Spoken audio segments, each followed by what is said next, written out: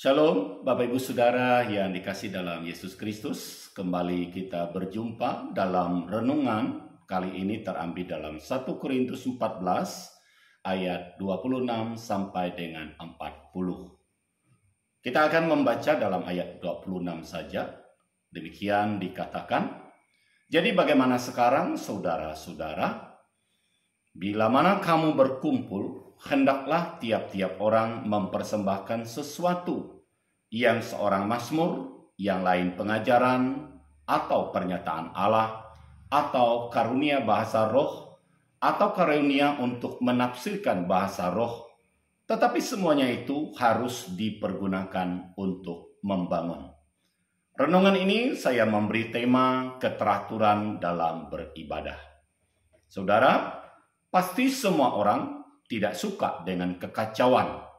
Apakah kekacauan di jalan raya, kekacauan di lingkungan tempat kita tinggal, kekacauan di tempat kita kerja, atau mungkin kekacauan di dalam rumah tangga kita. Semua orang pasti senang dengan keteraturan dan suasana yang damai dan aman. Ketika semuanya itu berjalan dengan teratur sesuai dengan yang kita inginkan, maka kita akan mengalami sukacita dan damai sejahtera. Dalam bacaan kita 1 Korintus 14 ayat 26 sampai dengan 40, Rasul Paulus mengingatkan jemaat yang ada di Korintus untuk menciptakan satu keteraturan di dalam beribadah.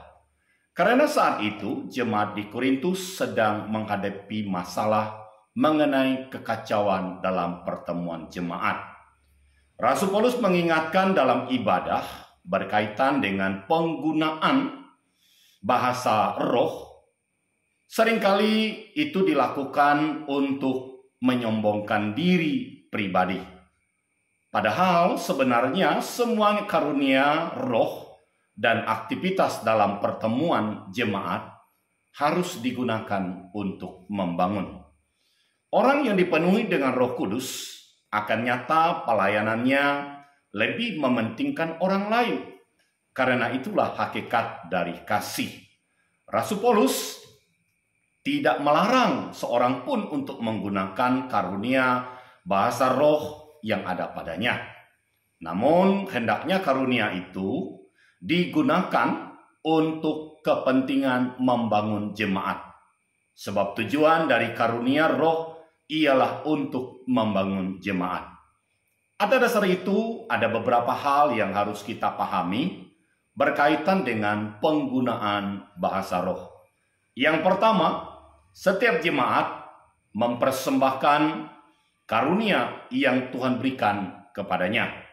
Artinya, setiap orang tidak boleh hanya duduk diam dalam jemaat, tetapi harus melakukan sesuatu yang dapat membangun jemaat. Jika ia hanya dapat berdoa, maka lakukanlah itu dengan tekun di dalam berdoa. Jika ia memiliki karunia suara yang bagus, maka pergunakanlah itu semua untuk melayani Tuhan. Jika karunia dia adalah karunia menginjili, maka lakukanlah semuanya itu. Karena ketika Tuhan memberikan semuanya itu harus kita lakukan untuk kebaikan dan untuk kemuliaan nama Tuhan. Yang kedua, melayani untuk membangun iman. Setiap pelayanan yang dilakukan tidak boleh dilakukan untuk kepentingan diri sendiri atau supaya dipuji orang lain, tetapi lakukanlah untuk membangun jemaat, sehingga jemaat semakin bertumbuh iman di dalam Tuhan. Dan yang ketiga, bertindak saling melengkapi. Saudara, setiap jemaat memiliki karunia yang berbeda-beda, sehingga harus saling mengisi dan melengkapi satu sama lain. Kita membutuhkan orang lain, dan orang lain membutuhkan kita, sehingga perlu adanya kesadaran bahwa apa yang kita lakukan haruslah dapat membantu jemaat lainnya yang membutuhkan.